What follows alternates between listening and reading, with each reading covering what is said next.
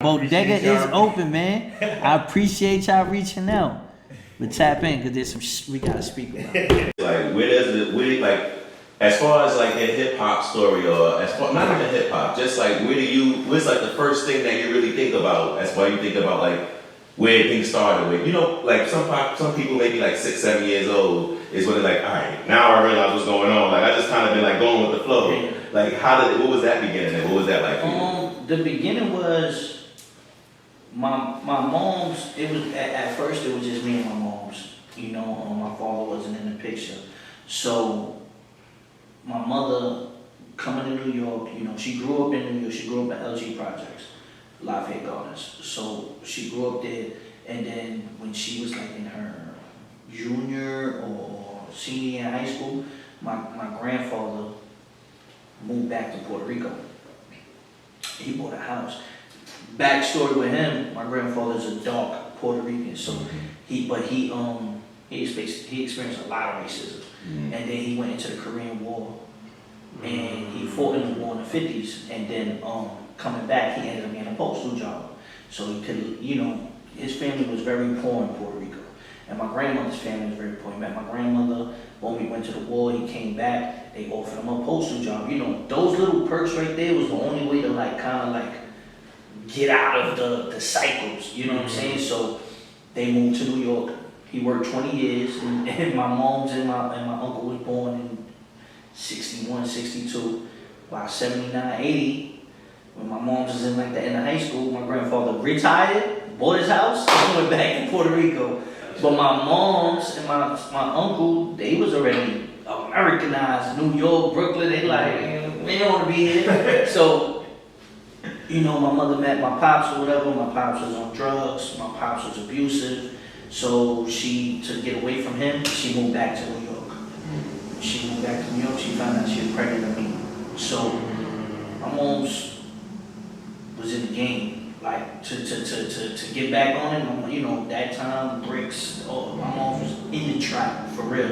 She had to feed her family, and then it was just me and her for a while. I remember taking wild trips to Puerto Rico. My mom's giving me leather coats and money. There's pictures of me with babies playing with toys and money all over. You know, the 80s was a different type of bread, you know. But she loved salsa and merengue. Like, she loved it. That's how she actually met my father, like in a dance contest. Like, my mother was one of them dance queens, like type shit, and my father was too. So music always been real heavy, like you know, influence in the house. My mother's doing her hair, she's playing blasting music. You know, she's waking up in the morning, you know, she's not putting on the TV, she's putting on the radio, you know, showering. So I would listen to Spanish music, I would hear, and then my stepfather comes into the picture when I'm about 7.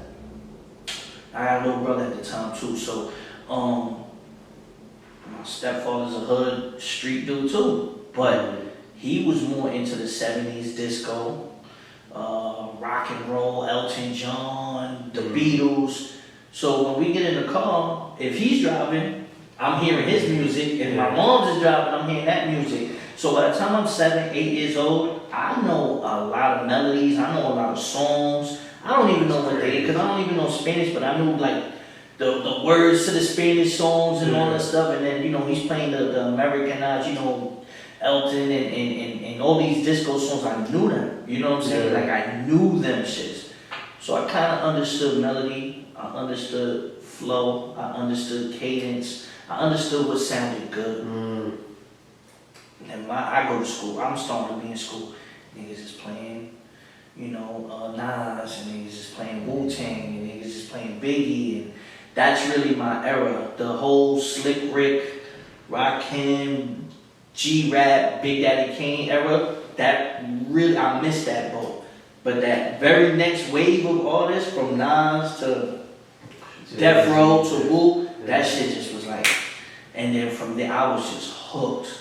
Bro. I would take my Walkman, I would record my tapes all the way to the end, record the other side of the tape, I would play my video games, I would put my video games on mute, and I would put the radio on, and I had the tape ready, and then if it was a new song, pause the game, click, click, click, record that shit. Boom, boom, boom, click, stop the song. I would make sure my songs fit perfectly all the time. Like, this tape is 60 minutes. Yo, this song is 4 minutes. This song is 8 minutes. I got like 12 more songs I can go on this shit. You know what I'm saying? Like, and if the tape ended and half the song was recorded, I'll be tight. I'm like, hey, you only got the first verse. I gotta, you know what I'm saying? So, but I look at it now and I'm like, that's structure. I look at it now, I'm like, that was the structure. Like, that's what it was. But I didn't know it. I just was hooked, you know? And the first really hip hop shits that really caught me was Woo. METHOD, man. I remember driving over the Brooklyn Bridge, which is crazy because this is the bro now. But and I'm telling this story, and he be like, nigga, you making me feel old, nigga. That's crazy. Like, he told me, he said, nigga, you making me feel, I was like, bro, you are the first rap song I really could say I heard. Like, METHOD, man, I'm going to go pick up, drop my pops off at work on a Saturday morning, and we driving on the Brooklyn Bridge, and that shit came on the radio. And I was like, that's just crazy. You know what I mean? And then from there, you know, that whole Death Row, Tupac, Snoop, Dre, they was just like, you know what I mean, everything. So those are my first like inclinations. That's a fire story. That's fire. That's good. Now y'all got that song training that you and that. That's the third drum we did. That's the third drum we did. He did 2 joints for my projects in the past. But for me to be on his, it's like, That's dope. I was like, yo, that's love. Yeah, that's a fact. It says a lot.